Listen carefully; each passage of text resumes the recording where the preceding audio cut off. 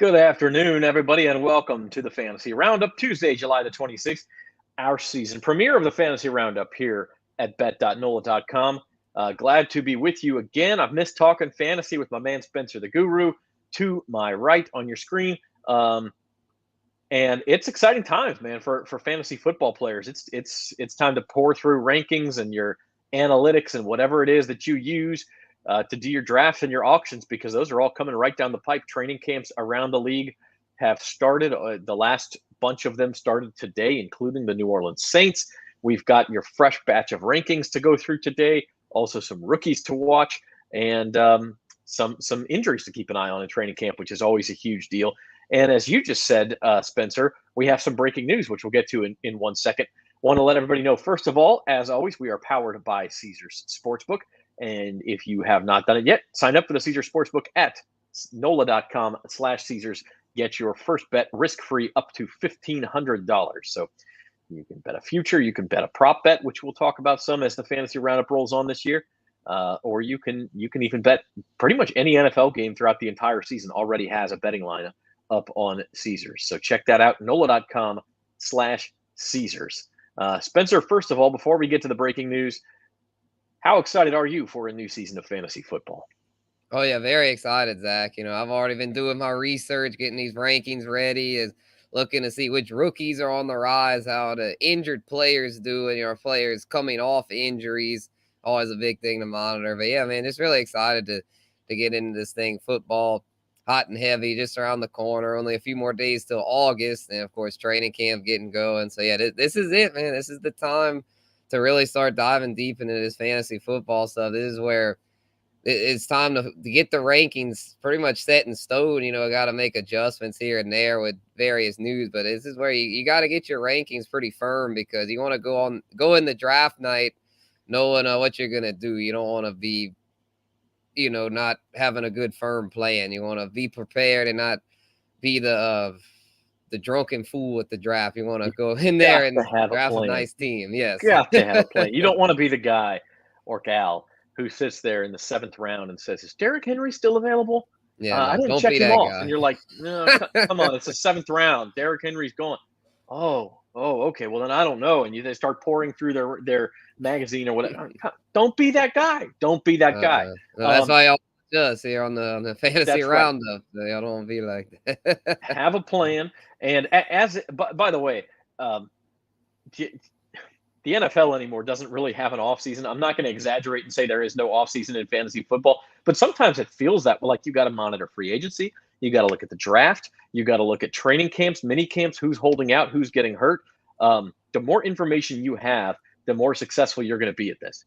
Yeah, I mean, we probably could have made this a year-round show, because I've been feeling like year-round tracking it. Like after the Super Bowl, not long after that free agency opened with all the receivers moving, he had huge fantasy implications, as well as a lot of quarterbacks on the move. And it seems like with each offseason, there's more and more player movement, with players becoming more empowered to want to call their own shots and contracts, having more wiggle room. So yeah, it's just getting crazier about a year. And so with that, you gotta be even more prepared than usual. It's not like the old days where you can just pull up a cheat sheet and a lot of the guys are still the same from the year before. It's a lot of changes, with guys changing teams and the amount of injuries.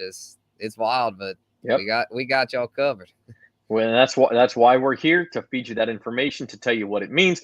And our first instance of doing that comes right now. You had some breaking news, Spencer. Yep, Julio Jones just signed a deal with Tampa Bay Buccaneers. Saints fans aren't going to want to hear that. Julio already not that guy again. Yeah, exactly. Yeah, he gave us trouble with the damn Falcons. Now he's back in the division. I don't know how I feel about it, though. I mean, it obviously helps Tom Brady, but I don't think it's not like this is the old Julio. I mean, this version of Julio is a lot older, a lot more injury prone. Seems like he'll probably pull a hamstring by mid-season, so I wouldn't stress out too much from a Saints fan perspective. But for fantasy, this signing, I think this signing is kind of telling about Chris Godwin's status. This tells me that Chris Godwin's probably not going to be ready for week 1. So I'm thinking they're going to ease him along and then have Julio early, and then they figure, well, by the time Julio pulls his hamstring, we should have Godwin back. And that, my friends, is what we call in the industry a tease, because we are going to talk some injuries later this season and later in this show, excuse me, and Chris Godwin's name may or may not be on that list. And we'll dive into what his status could be and what that means. First of all, we're going to get to some rankings, though. We did have a few off-season shows here on the Fantasy Round. We talked some fantasy basketball, fantasy baseball, fantasy golf.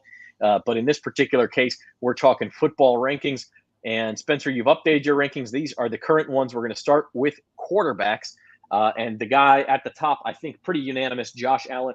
It does get interesting after that, how you rank kind of 2 through, let's say 6, because any of those guys, and you throw in the rushing yards for Lamar Jackson or Kyler Murray, you could have an argument that those are the guys you want to target after Allen. I think most people would say Herbert, Mahomes, Burrow are going to get enough passing production to surpass those two guys. But how you order them, that's where we get into an argument. Yeah, a lot of people I notice have Lamar and Kyler over Burrow, but I prefer Burrow because I feel like Burrow hadn't even reached his ceiling yet. With the improved offensive line, I'm thinking Burrow's stats go up even more this year. Some people aren't feeling him as much, since he had another knee injury in the Super Bowl. So I mean, his knees aren't the best, obviously, but he's just such a gamer. I feel like he's the kind of guy that he can play through pain. He's got a high pain tolerance. He's somebody that's just determined to make his mark. I mean, hell, he led the Bengals to the freaking Super Bowl last year, a team that had no business being there. So they're going to be better this year. And where we caught Lamar and Kyler, though, I think will be better than last year. Last year they were both banged up, missed some games, kind of inconsistent. Where this year, though, I think they'll be close. Them Mahomes, Burrow, Lamar, Kyler, all in the mix there. I think Herbert, though, I know Jim disagreed with me yesterday, but I think Herbert's the clear number 2 and could push Josh Allen for that top spot. I know he doesn't have the rushing upside of Josh, but he's the real deal. And I tell you what, he's the guy with, speaking of futures, that I might go put a little something on to win MVP, because I see Justin Herbert throwing for 5,000 plus yards and possibly leading the Chargers to the division title. Wow. And I mean, one thing about the Chargers is the way that their offense runs. Like, look, when they are trying to establish the run, quote unquote, which is the cliche, they don't always hand the ball off to Austin Eckler. Or Josh Jackson. A lot of times those are passes. And so the short passing game can kind of do the same thing as establishing the run. It gets the defense to suck up a little bit. But guess what? Justin Herbert's still getting points for those. If Austin Eckler takes one to the house from 35 yards out, yes, that's a reason to draft Austin Eckler, but it's also a reason Justin Herbert's getting points for that. So even when they're running the ball, to your point, he's kind of racking up those yards. Now, as we move further down the list here, I have to say I'm embarrassed. I typed these in and I put Russell Wilson Seattle without even thinking about it. That's my first error of the year. So Russell Wilson obviously in Denver, not in Seattle anymore. What do you make of his move? And then the guy right above him, Dak Prescott. These are two guys who are a little polarizing in the fantasy world. Mm-hmm. Yeah, so I'm glad you mentioned Russ, because up on bet.nola.com, we've got our Denver Broncos fantasy outlook. So if it was wondering about Russ, we got it all broken down in there. And basically, I feel like the deal with Russ is that, going to Denver, it's not going to cause his numbers to go up astronomically, but I think they'll go up enough to where he'll be back as a solid top 10 quarterback, because last year in Seattle, he struggled. Even when, I know he missed some games, but even when he was healthy, he had his worst statistical season, I believe, since his rookie year. And so I think in Denver, he'll have a nice renaissance resurgence type season and could even exceed this ranking of 9. And then Dak Prescott there, I think Dak's pretty steady. I feel like you know what you're getting with Dak. It's a pretty stable system. They throw a lot over there, and yeah, it's just pretty steady. But man, Tom Brady, I had moved down a little bit with Rob Gronkowski retiring, but now with the Julio Jones sign, and I might have to move Brady back up. I had him at 8. I might have to move him back up now, because this Julio signing definitely gives him a boost, at least early on, with possibly not having Godwin. Yeah. Listen, the weapons make all the difference in the world for a fantasy quarterback. If you don't have them, you got to be downgraded. And that, Patrick Mahomes, again, how much will he miss Tyreek Hill? I guess I'm going to still take a chance on him if the price is right. I think you mentioned yesterday, we were talking about the Chiefs. Like, look, if he slips to the 5th round in your draft where he was going in the 2nd or 3rd round last year, you got to consider that. Depending on the makeup of your team, the structure of your team, what else you have going on. But again, it is a risk. It is a risk. All right, let's move on to running backs. By the way, if you have a question, and we did get, I think we're getting one in the comments here, drop it in the comments. Spencer is here to help. And in fact, let's go to that question because it's a doozy.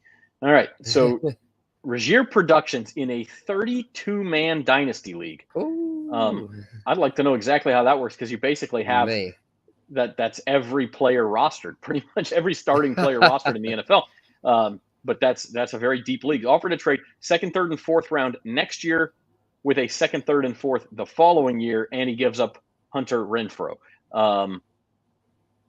So he basically is getting draft picks a year early and giving up Hunter Renfrow. I would say it's Spencer, I'll let you answer, but it's difficult to say without knowing the construction of your roster. How much are you missing Hunter Renfrow? In a 32-team league, that guy is pretty valuable. Mm-hmm. Yeah, I think it just kind of comes down to how do you feel about your team this year? Like if you feel, because in a 32-man league, that's one of those things. If you feel your window is now to win, you've got to take advantage of that because I'm sure there's a lot of awful ebbs and flows as far as some years you're among the contenders and other years you've got to rebuild. And let's see, his other receivers, Mike Evans, DeAndre. Okay, yeah, honestly, man, if you feel like you're in win now mode, because if you trade Renfrow, that's basically you're punting that second receiver spot. And to me, just I couldn't swing it. I know you're getting a lot of picks, but unless you feel like you need a rebuild, I'm keeping Renfrow because Renfrow is a quality piece. And in a 32-team league, it's not like you're going to find anything off the waiver wire. So I'd probably just keep him unless you feel it's just you need to rebuild and restructure. I mean, the other point I would raise is for this year's draft, when you're looking at rookies, who is available? What pick do you have? Are you targeting a wide receiver in that draft to where if you could get a Treylon Burks or a Chris Olave or one of these top rookie wide receivers to replace Hunter Renfrow, maybe it's easier to part with him. It depends a little bit on your situation. On the other hand, if you also need a running back and you're targeting a running back in your draft this year, might want to hang on to Renfrow, especially if, as Spencer says, you're in win now mode. Speaking of running backs, again, pretty clear cut number one here, and the arguments are going to begin after that. Jonathan Taylor, number one for the Colts, had a fantastic year last year.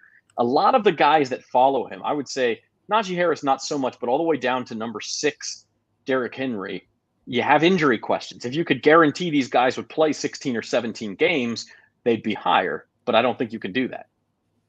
Yeah, the running back position's always tough, but I feel like it's one of those situations where you've got to roll the dice if you have the early pick, especially in the single quarterback formats where running backs are still king.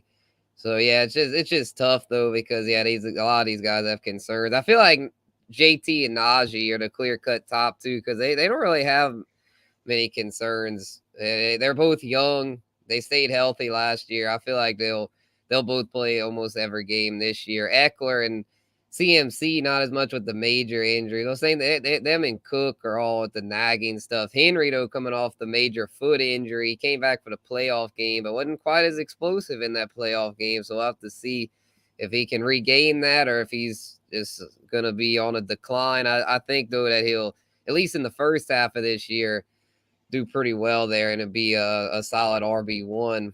But they're all a little risky to where you wouldn't be crazy. To me, the top two, I mean, I'm bigger on Naji than most. To me, he should be the second pick. But once you have that 3 spot, I wouldn't be opposed to going with a Cooper Kupp or Justin Jefferson there because of the way these running backs are so injury prone. Yeah, I mean, one strategy that's out there, especially if you can't get one of the top 2, 3, if you want to take a risk, say the top 6 guys, is the 0 RB strategy, where you don't really draft any starting running backs. You use your early picks, you stock your wide receiver room, you get a good tight end, you get a good quarterback, and then you come back and you grab some, like, let's say second string running backs that aren't really second string. Tony Pollard in Dallas, Melvin Gordon in Denver, Michael Carter for the Jets. Guys who aren't necessarily starters, who aren't going to be taken until the 8th, 9th, 10th round, but could end up being starters halfway through the year. And now if that happens, you've got a stacked wide receiver room and you've got a good running back room and you can win leagues that way. It is a risk, though. How do you feel about a zero RB strategy, Spencer? Yeah, it is risky. I've tried it before. A guy that I did it with and I actually felt pretty good about my team afterwards was A.J. Dillon. A.J. Dillon is my RB1, and people thought I was crazy, but my receiver room was loaded. I remember my first two picks were Devontae Adams and Stephon Diggs, and I was like, yeah, A.J. Dillon, he's not up there with those top guys, but he's somebody that's, I feel like, got a stable floor, being that it's basically a 50-50 split now with him and Aaron Jones. And if something would happen to Aaron Jones at that point, A.J. Dillon's an RB1, and you're getting him at a lot cheaper draft price than those elite options. And then you have the elite receivers locked in with Adams and Diggs, who I know nothing's a guarantee in the NFL, but those guys are about as safe of picks as you can ask for. They usually play all the games. Also, it was 60, now 17 games. So, yeah, no, I'm not opposed to that. I wouldn't say jump at that because, I'll say Dillon's one of the few I like. If you don't get Dillon and it's like, who do you get? There's just not a whole lot of guys I like as far as that zero RB thing. Like Pollard makes me a little nervous. I guess Pollard as a second wouldn't be bad. I've had Pollard as a second before when I waited on running back. So it's worth a try depending on how the draft flows. Don't force it. Don't go into your draft being like, oh, I'm doing zero RB for sure. But if there's like a run, if you have like the 10th or 11th pick and it's all running backs and go in front of you, then yeah, go ahead and take the receiver, take the Cooper Kupp, take the value. And if you have to do zero RB, then go ahead, because at the end of the day, it's all about the best value in these drafts rather than some certain strategy as far as positions. Just get the best guys. And if it's, if your RB1's not quite as strong, it's all good because your elite receivers will be outscoring the other team's receivers. Yeah, I mean, I think you're exactly right. It depends on how the draft goes or the auction. If the running backs are going off the board, they're super expensive early, or like you said, you have the number 3 pick. You decide Cooper Kupp is a safer bet than any of the running backs at that point. And now in a 12-team league, you're not picking again until number 22. So all of the elite running backs will be gone by the time you come back around. Maybe you do use a couple more picks on wide receivers. Go zero RB. For those who are newcomers, zero RB does not mean you literally don't take running backs. It just means you're not taking any guys who are listed, say, in the top 15 or 20 of the rankings. You're going to kind of speculate. You're going to take some chances, buy some stocks low, and hope that by halfway through the season, one of those guys becomes the Michael Carter of last year for the Jets. He's a perfect example, a guy who was drafted like in the 12th, 13th, 14th round in most drafts last year, and he got hurt. But before that, he had turned into a borderline RB1. And so you can really make hay with that strategy. What you're doing is betting on the opposite of these guys who are going to take Christian McCaffrey or Derrick Henry or Austin Eckler and hope they don't get hurt and say, well, this is a great pick if he stays healthy. Well, if he doesn't, you have the handcuff, and now you have a much better situation on your roster because you took receivers so high. So yeah, I mean, it's a strategy that's out there. I think it can make sense. It does depend on your situation.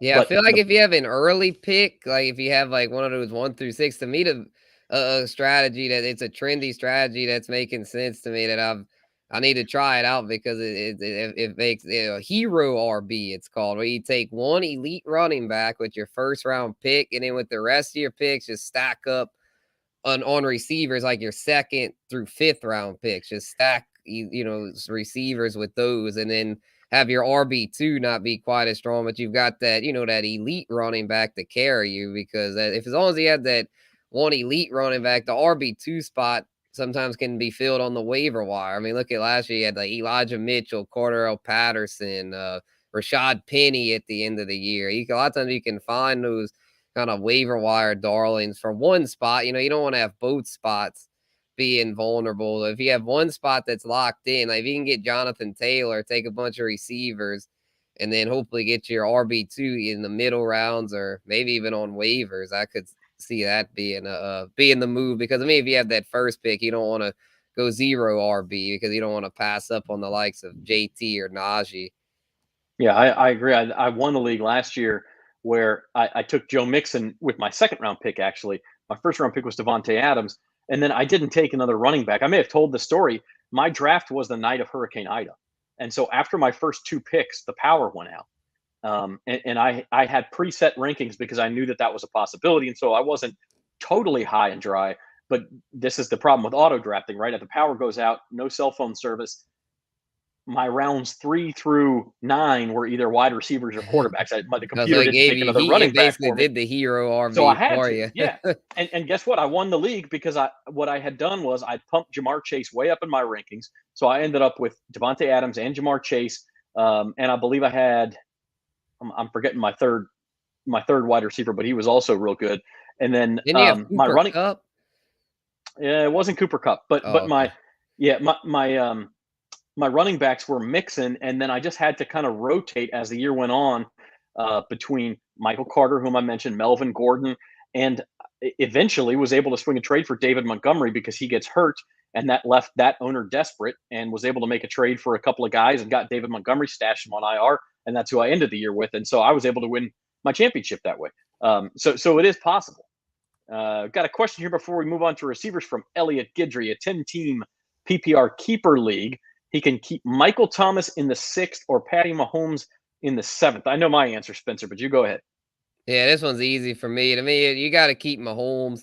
I mean, elite quarterbacks like that don't grow on trees, and you're getting him cheaper than Michael Thomas, who's coming off major ankle surgery. We don't know if he's going to be 100%. Even if he is, what if he re-injures it? What if he doesn't have the confidence to cut like he used to and be his elite self? So yeah, I'm off of Michael Thomas this year for fantasy. I hope, as a Saints enthusiast, I hope he can bounce back. But as a smart fantasy investor, I don't want any part of it. Just way too risky. Or Mahomes, that's money in the bank. Give me Mahomes in the 7th.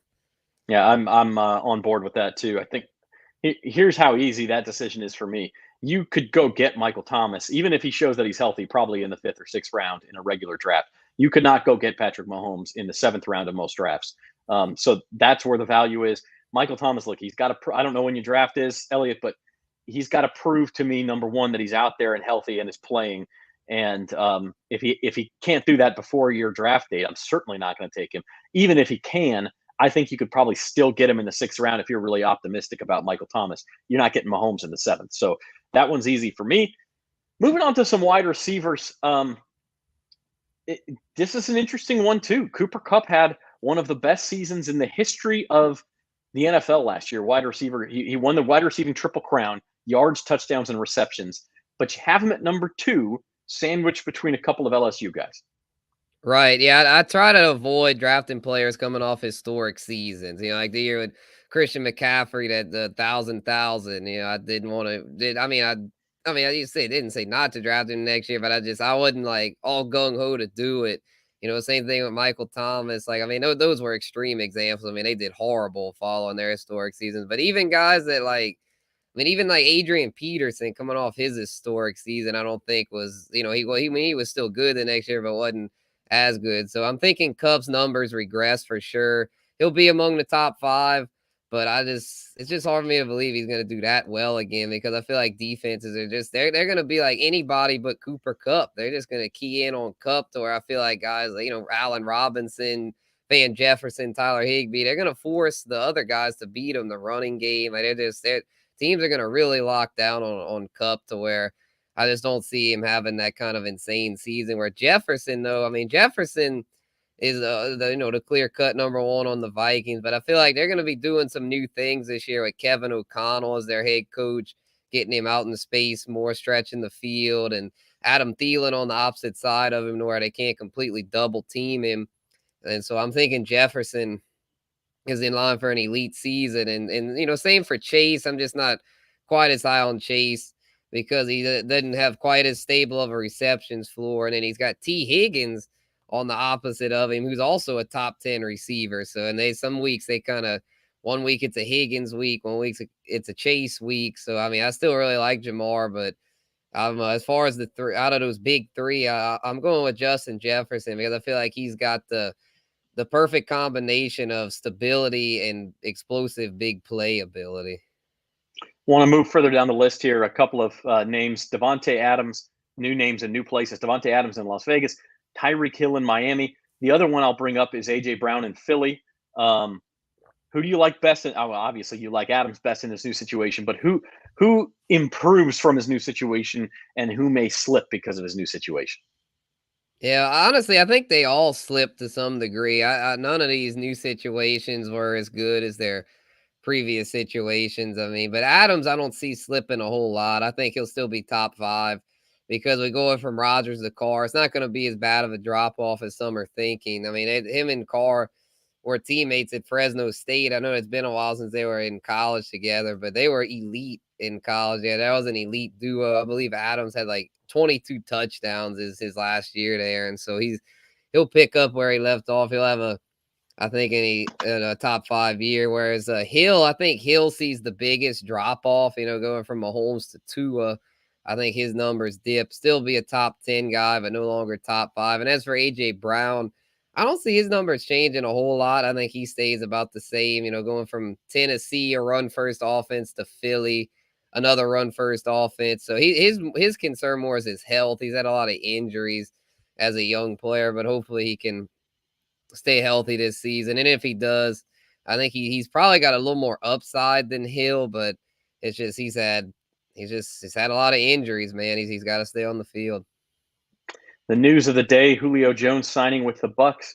Any effect at all on Mike Evans? I know you said you think that may be a sign more about the Bucs' confidence in Chris Godwin's ability to be ready for the season.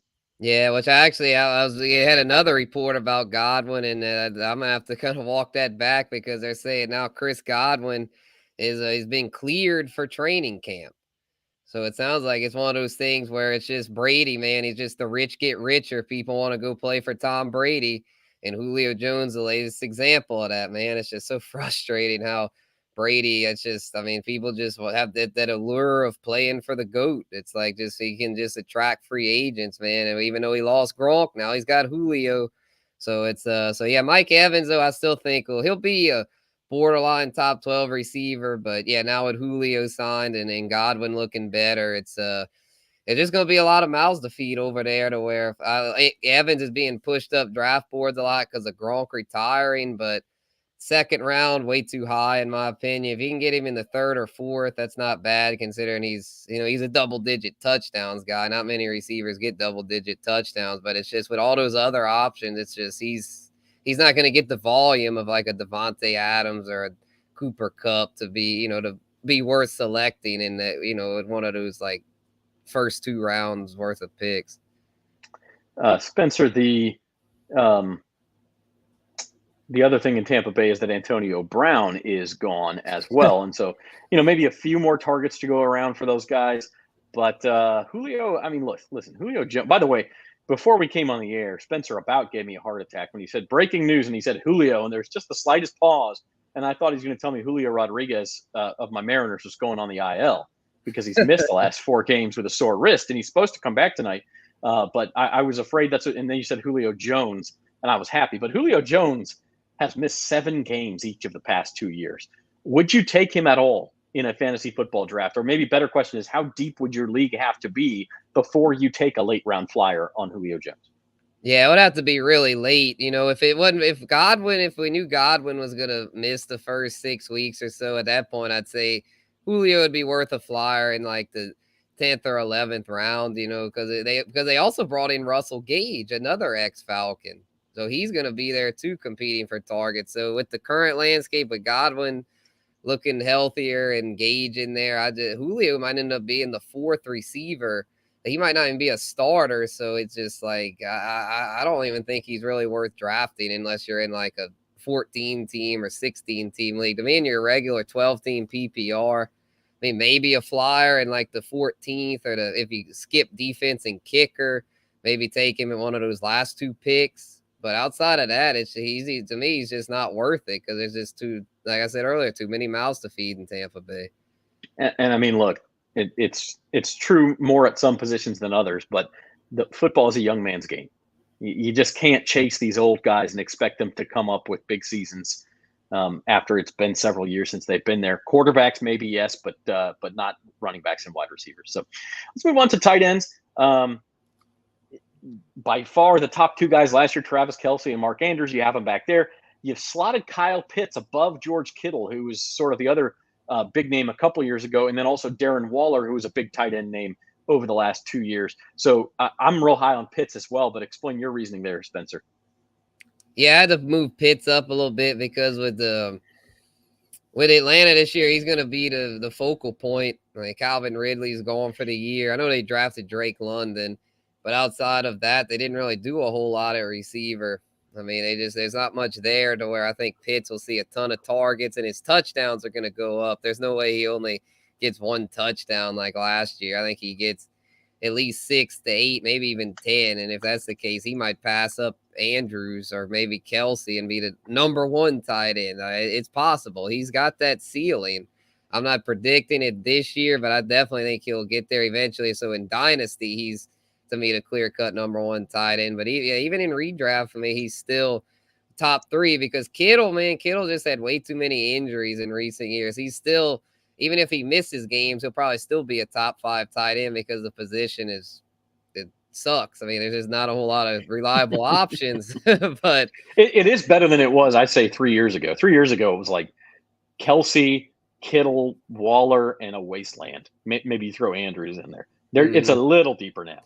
Yeah, at least now you got like Schultz and Hawkinson. I really like Schultz for this season because Amari Cooper is out of there in Dallas and Michael Gallup's coming off a torn ACL. I think Schultz could get 1,000 yards this year. I really do. Schultz, to me, is the best value pick because to get one of those top 4 guys, you're going to have to pay a premium. Hell, even Waller a lot of times goes high. I'm not feeling Waller this year. I think Adams' addition is going to kill his statistical output to where he'll still put up numbers, but not nearly what he did without Adams, where Schultz, I think his numbers have nowhere to go but up.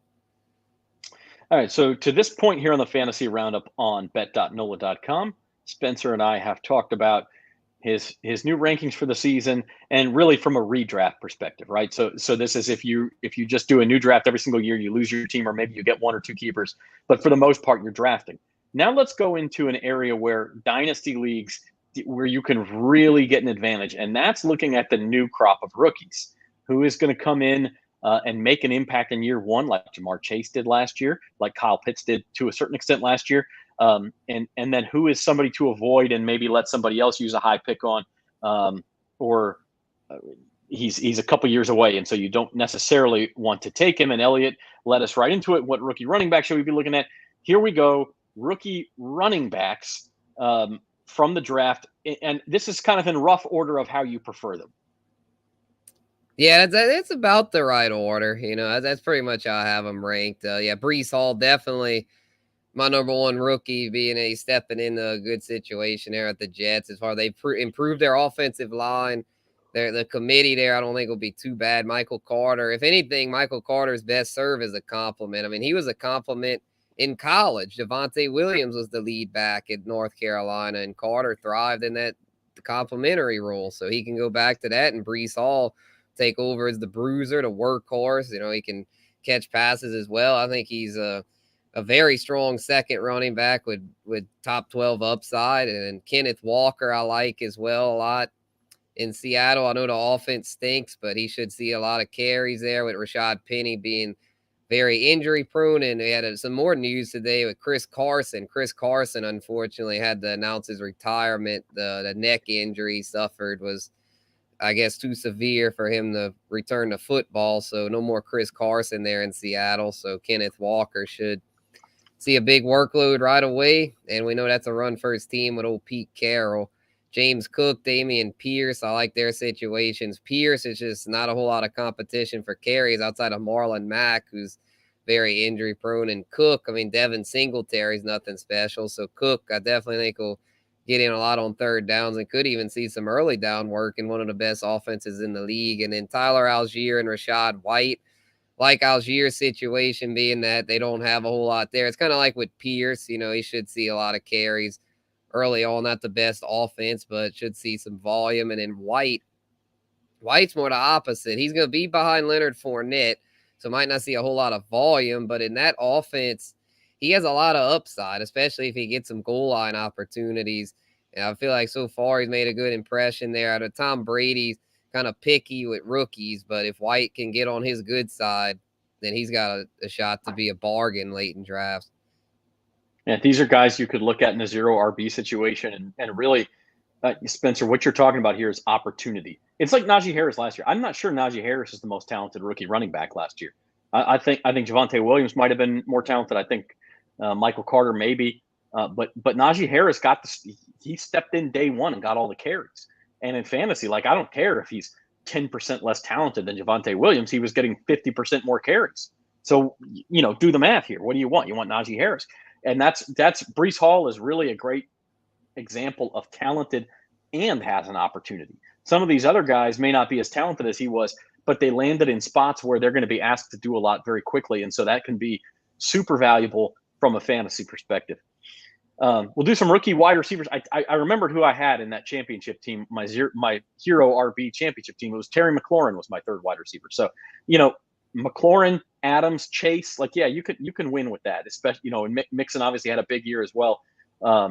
And I had Burrow as my quarterback. And so, it was just as good as it could get. It was one of those set it and forget it lineups almost every single week.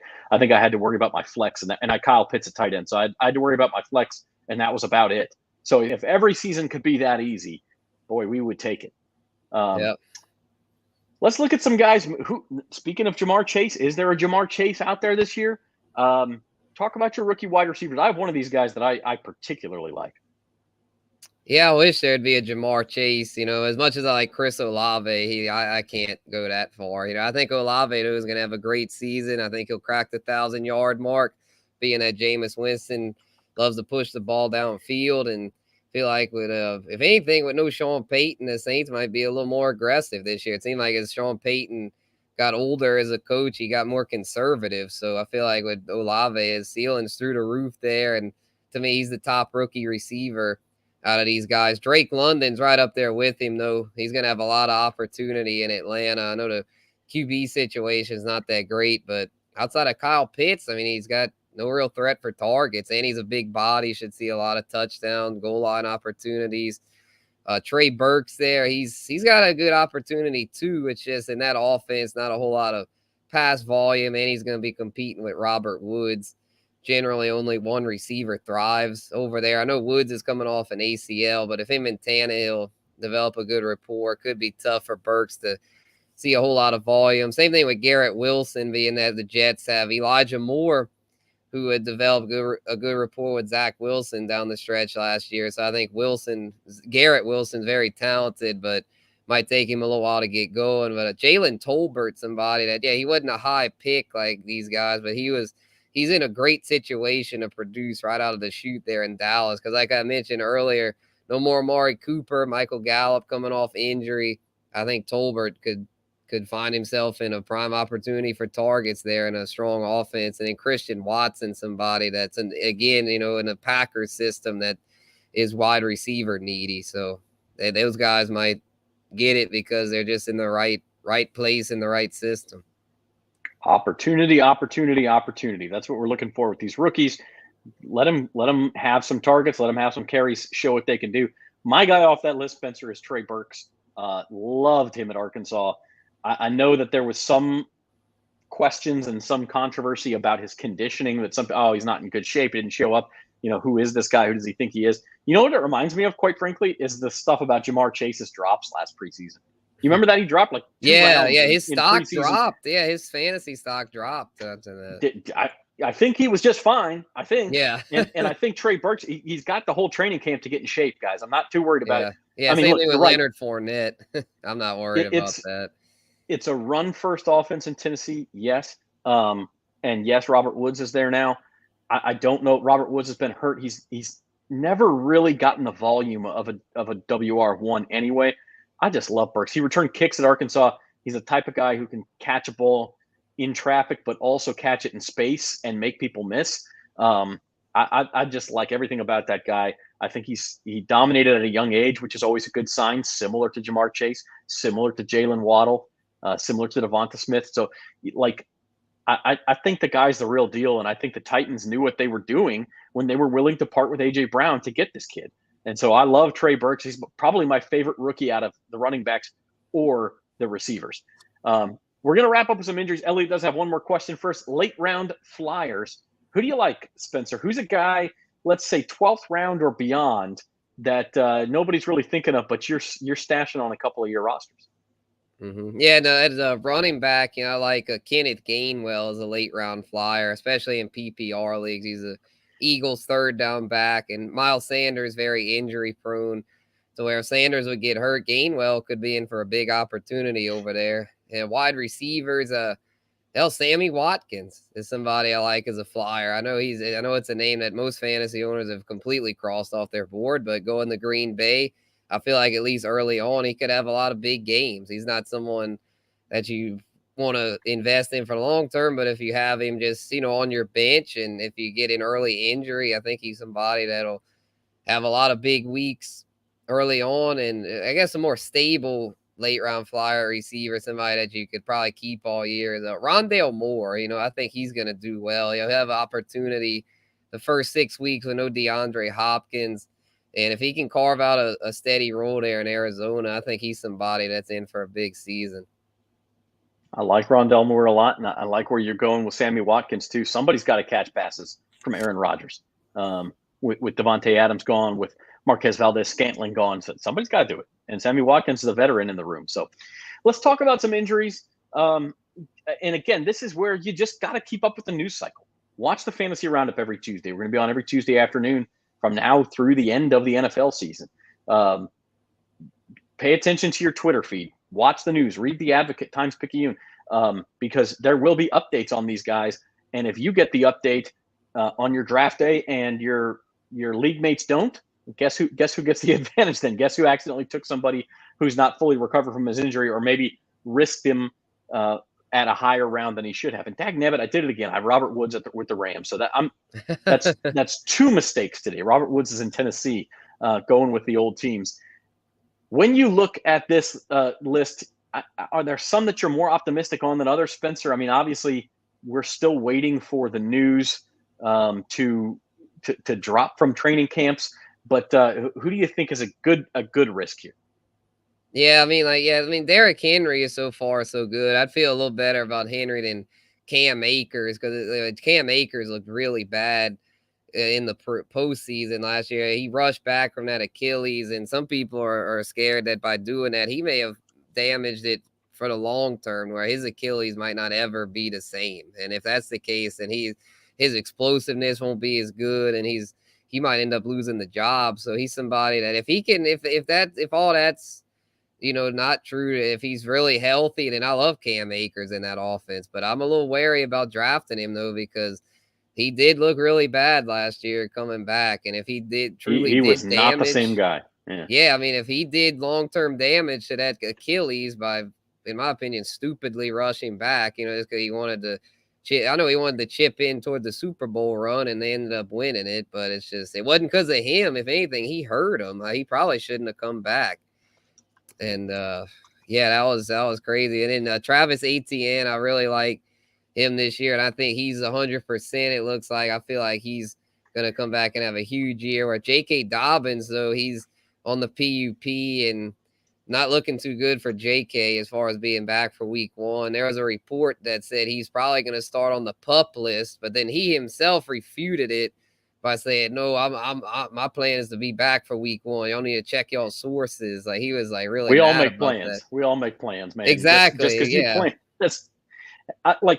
Look. I think a rule of thumb is you got to see them play before you draft them. That's my, unless you're getting a super value because they just fell 3 or 4 rounds. Like, I made the mistake in my other league last year of drafting Michael Thomas, saying, "Oh, he's going to be back after 6 games." And I think I wasn't the only one. We had that question from Elliott earlier. He took him in the 6th round. Like, because you think, oh, when he comes back, I can plug him in as a high-level wide receiver 2, and he'll be great. Well, he never came back. And so my rule of thumb is, if you don't see him play at least a series or 2 in the preseason, I'm not drafting him. I'm not, like, Michael Thomas, a good example. He's still on the PUP list. He's supposed to come back at some point in the preseason. If he doesn't, forget about it. I'll let somebody else take him. Maybe I'll get burned. J.K. Dobbins also. Maybe I'll get burned because he was just gearing up to be ready for week 1, and it'll be a medical marvel, and he'll do it. But you know what? I'll take that chance. I'll get another good player at that spot who I know is healthy, and I'll take my chances. Yeah, but then another one I'm not messing with is James Robinson, because at least with Travis Etienne, his injury occurred in the preseason last year, so he's had plenty of time to get back, where James Robinson's injury occurred late in the regular season. So, and it's an Achilles too. And I feel like he's probably rushing back to where we saw Cam Akers last year after he rushed back. It was ugly. And I don't see James Robinson being healthy. And he looks like they didn't even put him on the PUP list. Like, he's determined to make it back. But I just think that's foolish. Like, I think he's going to end up, I just don't like that. I feel like it's a player that I'm not touching. It's one of those ones that's like, he's a feel good story.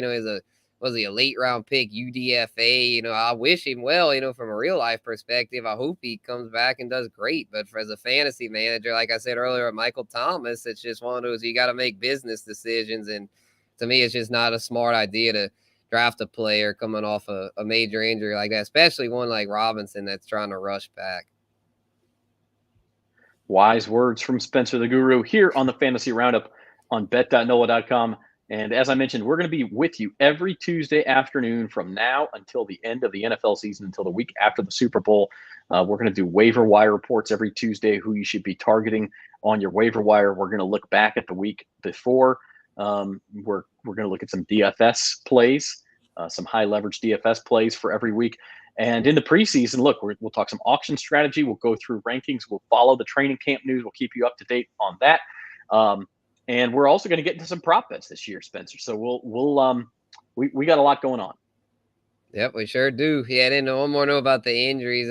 Godwin, he's another one. His injury occurred pretty late in the season, and I know he got cleared for camp, but I'd be a little wary about drafting Chris Godwin, because like we said earlier with Tampa Bay, a lot of mouths to feed over there, and if they might ease him back a little bit to where, with Julio there, Godwin might not see, even if he's there for week 1, he might not see the same allotment of snaps. So just because he's cleared, I wouldn't go reaching for him either. I would say, unless he would fall to like the 7th or 8th round, I'm not drafting him.